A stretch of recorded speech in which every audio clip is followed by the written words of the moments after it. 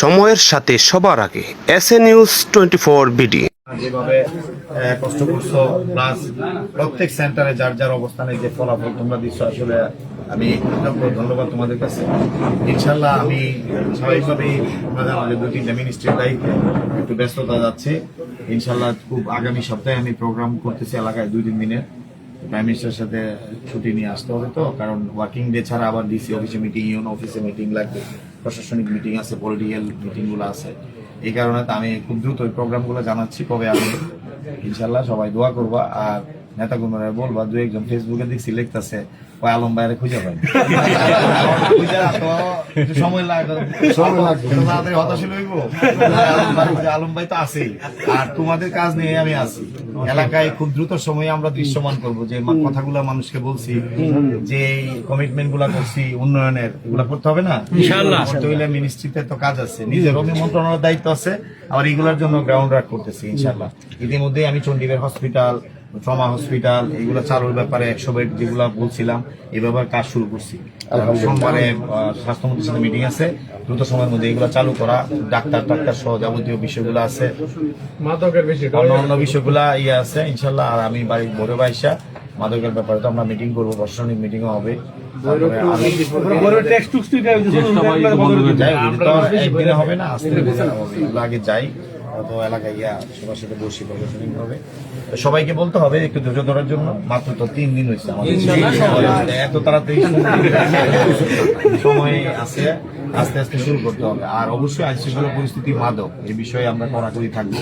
বাস স্ট্যান্ডে যে চাঁদাবাজি আছে, অটো সিএনজি গুলো বন্ধ করে দেবো। আমি প্রশাসনকে বলছি, নেতৃবৃন্দরা বলছি যে আপনারা এটা কিভাবে কি করা যায়। আমরা যেদিন আসবো ওদিন আমরা ওই অটো সিএনজির যে চাঁদাবাজি যে টুকটাক এগুলো বন্ধ করে দেবো। ইনশাল্লাহ ওই যে টার্মিনালের যে টেন্ডার আসবে, তখন চেম্বার অফ কমার্সের সাথে কথা হয়েছে, সেটাও আমরা করে দেবো। আস্তে আস্তে এগুলো আমরা একটা করে শুরু করবো। কারণ তোমরা যে কাজটা করবো সেটা নেতা কর্মী যারা আছে, বিশেষ করে দলের বাইরেও অনেক লোক আমাদের জন্য কাজ করছে, মহিলারা আছে, হিন্দু সম্প্রদায় আছে, বা সবার সাথে যে না আলম ভাই ব্যস্ত কদিনের মধ্যে আসতেছে, ইনশাআল্লাহ আমাদের সাথে দেখা হবে। এবং আমরা সবাই মিলে যাতে আমার অবস্থানটা কি গ্যাপ থাকবে, সবাই মানুষদের একটা আশ্বাস দেওয়া। কারণ ব্যস্ত সময় বুঝে, তারপরেও অনেকে মনে করে যে পাইতেছি না, ফোন তো দুপারি ধরি, কিন্তু ফোন তো বুঝো সারাদিন টেলিফোন, সরকারি ফোন, ফোন অনেক। সব মিলায়া তোমরা আবারও বলি যে তোমাদের কাছে অনেক ধন্যবাদ তোমাদেরকে। তোমরা সবাই কষ্ট করছো, আল্লাহ আমাদেরকে ইজ্জত দিচ্ছে। এবং আমরা যেভাবে বলছিলাম যে golden A plus, golden A plus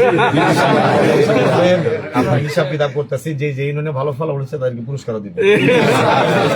সবাই দোয়া করবা ইনশাআল্লাহ, সবাই দোয়া করবা। আর আমার এই আসার আগ পর্যন্ত এলাকাতে সবখানে একটু ঘুরে সবার একটু দেওয়া, এবং আইন শৃঙ্খলা পরিস্থিতি তোমরাও খেয়াল রাখতে হবে, নিজেরও খেয়াল রাখতে হবে। আর এমন কোনো কাজ করা যাবে না যে আমার এবং দলের ভাবমূর্তি ক্ষুণ্ণ হবে। সবাই এই জিনিসটা, এখন সরকারি দল, আমাদের কথাবার্তা আচার আচরণ অন্যরকম হবে। আগে ছিলাম আমরা অপবিশ্বাস, এখন কিন্তু আমাদের সবকিছু চিন্তা ভাবনা করে করতে হবে। আমাদের মাননীয় প্রধানমন্ত্রীর যে দৃষ্টিভঙ্গি, যে চাহিদা, মানুষের সাথে থাকা, জনগণের সাথে থাকা, এটা ছিলাম বিদায় কিন্তু আমরা কামিয়াব হয়েছি। আবার এটাকে অব্যাহত রাখতে হবে। হ্যাঁ, এখন হয়ে গেছে একটা কিছু, আমরা যোগাযোগ না কারোর সাথে কাজ না, এটা কিন্তু করা যাবে না আমাদের। আবার ইনশাল্লাহ, তো যাই হোক, সবাই ভালো থাকবা ইনশাল্লাহ। যারা আছে সবাইকে ধন্যবাদ জানাইবা। আর আমি দুটোই প্রোগ্রাম দিচ্ছি এলাকায়, ধন্যবাদ সবাইকে। অনেক